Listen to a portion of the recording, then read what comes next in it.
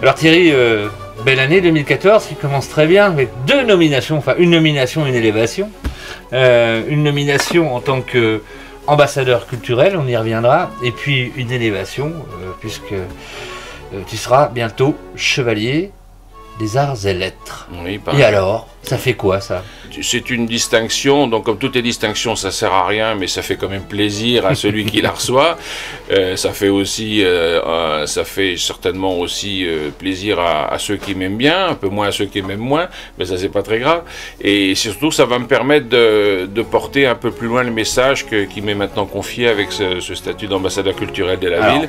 Quel est le cahier des charges de l'ambassadeur culturel? C'est un tout, c'est-à-dire qu'il y a à la fois suggérer des projets, des idées, des choses qui ne se sont pas faites, mais c'est aussi, il y a des tas de bonnes idées qui ont déjà été proposées, soit qui patinent, soit qui avancent déjà. Donc mon rôle, c'est d'essayer de faire avancer toutes ces choses-là. C'est vrai que toutes les strates de l'organisation municipale permettent déjà un gros travail, mais moi je vais jouer un petit peu un rôle de sauce et de liant, un petit peu entre tous ces services, en rapport direct avec le maire, pour essayer justement qu'il n'y ait pas tous ces lenteurs et ces choses-là, et qui peuvent éventuellement ralentir le développement. Donc je suis un outil de plus dans un dispositif qui fonctionne déjà pas mal.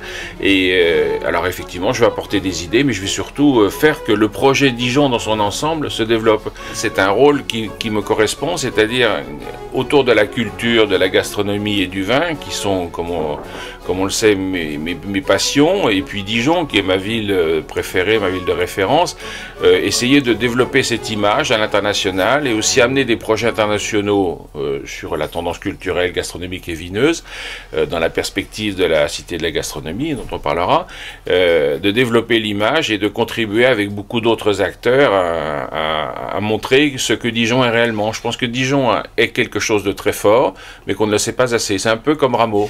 Est-ce que franchement, tu penses qu'aujourd'hui nous sommes à la hauteur du propos dans les restaurants, dans les cartes de vin sur la ville, globalement? Est-ce qu'il n'y a pas quelque chose à faire à ce niveau-là?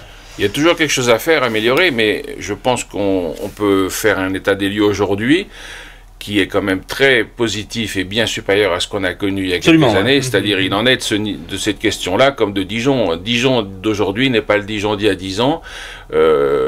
Bien sûr qu'il y a une évolution extraordinaire qui s'est faite, autant au point de vue culturel, immobilier, enfin sur plein de sujets. C'est très important pour la vision qu'on a de Dijon. Et donc, effectivement, aujourd'hui, il y a plus de bars à vin qu'il y en avait il y a 10 ans. Les restaurants, il y a ce qu'on appelle des très bonnes cantines, il y a des très grands restaurants étoilés, on les connaît tous. Alors, évidemment, on peut progresser. Toi-même, tu cuisines toujours autant? Ben, autant que je peux, c'est-à-dire ça prend du temps, donc effectivement je le fais quand je peux, et j'aime ça, c'est une de mes passions, et puis c'est vrai qu'à table on peut partager beaucoup de choses, et puis monter des projets. Je pense que c'est un moment d'échange qui favorise l'imagination et qui favorise les idées communes, c'est-à-dire qu'avec mes amis à la maison on discute beaucoup de choses et il en sort quelquefois des projets intéressants. Alors finalement, avec ce projet de Cité de la gastronomie, tu vas te retrouver à l'hôpital général d'une manière inattendue. Mais pas aux urgences. Mais pas aux urgences, puisque historiquement la Camerata avait élu domicile dans la chapelle de l'hôpital, et aujourd'hui le nerf du projet est à nouveau ce lieu, donc quelque part tu es resté le gardien du temple. C'était fait exprès? Non, c'était pas exprès. C'était un peu hasard déjà qu'à l'époque on s'installe à l'hôpital général. C'était grâce à Daniel Marie, qui était le patron de l'hôpital général, qui était aussi un ami proche et un mélomane, que nous avions envisagé ce projet-là. Après, si vous voulez que la Cité de la gastronomie arrive ici, je pense que c'est un très bon choix, parce que d'abord c'est un lieu qui a une âme, qui est habité, et on va pas faire sortir de terre des bâtiments à l'architecture plus ou moins moderne. Là, on a déjà quelque chose qui est tout à fait inscrit dans la tradition dijonnaise, qui n'empêchera pas aux architectes de concevoir des espaces novateurs et qui soient ancrés dans leur époque. Alors effectivement, il y a tout ce qu'il faut là pour faire à la fois des salles de banquet, des salles de réunion. Il va y avoir vous savez qu'il va y avoir une dynamique autour du vin et de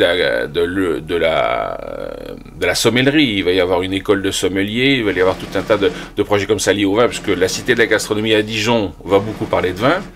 Dijon va devenir une grande ville de vin.